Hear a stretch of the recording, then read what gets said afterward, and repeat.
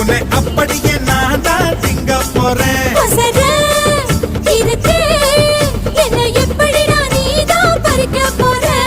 அணிலாக மாறினான், அழகாக தாவினான், அங்கங்க உன்னை கடிக்க போறேன்.